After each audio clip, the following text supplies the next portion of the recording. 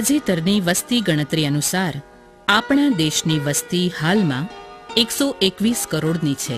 ઔદ્યોગિકરણ અને શહેરીકરણને પોષતા વિકાસના પરિણામે દેશભરમાં ગામ હોય કે શહેર, કચરા અને ગંદકીની સમસ્યાએ વિકરાળ સ્વરૂપ ધારણ કર્યું છે. આ સમસ્યાના નિવારણ અને પ્રજાકીય સુખાકારી માટે કેન્દ્ર તેમજ રાજ્ય સરકાર પણ વિવિધ યોજનાઓ અને જાગૃતિ અભિયાનો દ્વારા ભારે જહેમત ઉઠાવી રહી છે. આમ છતાં પણ લાખો ગામડાઓ એવા છે જ્યાં કચરાના સંપૂર્ણ નિકાલની સમસ્યા વણ ઉકલી જ રહે છે. ખાસ કરીને ગામોની પરિસ્થિતિ ભારે વિકટ બને છે, કારણ કે ન તો તેની પાસે મોટા ભંડોળ હોય છે કે ન હોય છે કચરા માટેની કોઈ વ્યવસ્થા. તેની સામે મહાનગરોનો મોટા ભાગનો કચરો આ ગામોના પાદરે જ ઠલવાતો રહે છે. આ પરિસ્થિતિમાં ગુજરાત રાજ્યના એક ગામની નજીવા ખર્ચે ઊભી થયેલી નિયમિત સ્વચ્છતા માટેની વ્યવસ્થા ઉડીને આંખે વળગે છે. આ પ્રોજેક્ટમાં ત્યાંના સૌથી ગરીબ પરિવારના મહિલાઓ જોડાયેલી છીએ.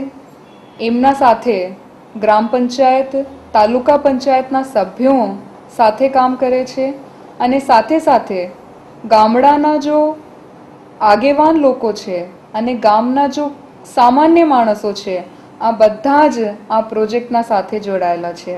ગૌમૂત્રનો ઉપયોગ પંચગવ્ય બનાવવા માટે થાય છે, જેનો એક જંતુનાશક દવા તરીકે ઉપયોગ કરાય છે.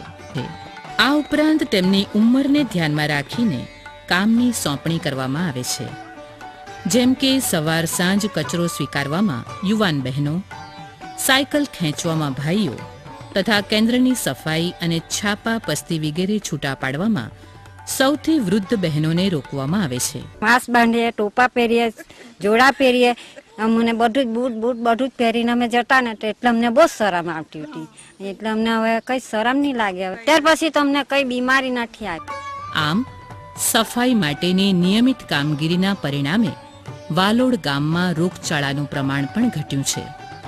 છેલ્લા 1 વર્ષમાં મેલેરિયાના કેસમાં 60 થી 70% ઘટાડો થયો છે, જ્યારે ડેન્ગ્યુનો એક પણ કેસ નોંધાયો નથી.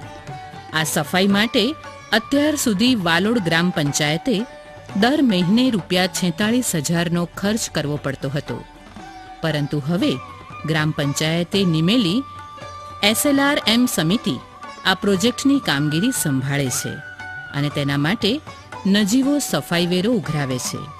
ઘર દીઠ ₹20, નાના દુકાનદારો પાસેથી મહિને ₹60, મોટા વેપાર મથકો, ગૃહ ઉદ્યોગો, હોટલો વગેરે પાસેથી મહિને ₹150, સરકારી કચેરી તથા મકાનો પાસેથી મહિને ₹300 અને પ્રસંગ દીઠ ₹150 સુધીનો વેરો લેવામાં આવે છે.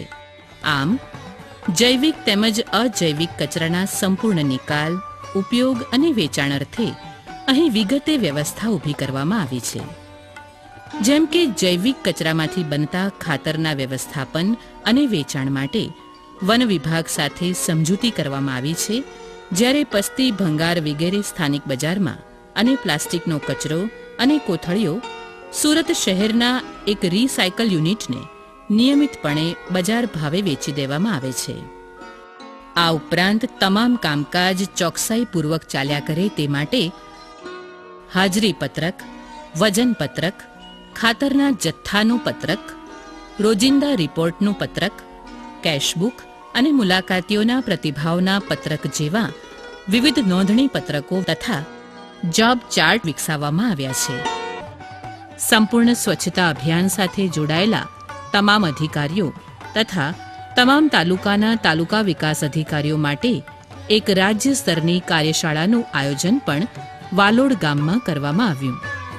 આ પ્રોજેક્ટમાંથી જો પણ આવક થાય છે, આ આવક આ સખી મંડળની બહેનોને અને ત્યાંના ગ્રામ પંચાયતના વચ્ચે વેચણી થાય છે.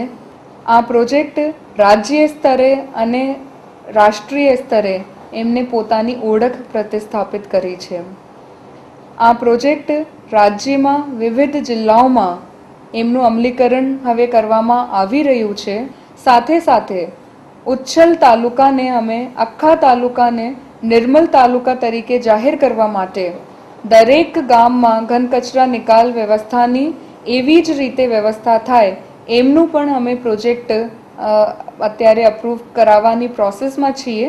અને ત્યાર પછી વિવિધ રાજ્યોમાં પણ જેવા કે સિક્કિમ, હિમાચલ પ્રદેશ, હરિયાણા, વેસ્ટ બેંગોલ અને ઓડિશા જેવા વિવિધ રાજ્યોમાં આ પ્રોજેક્ટનું સફળકારક રીતે અમલીકરણ થઈ રહ્યું છે.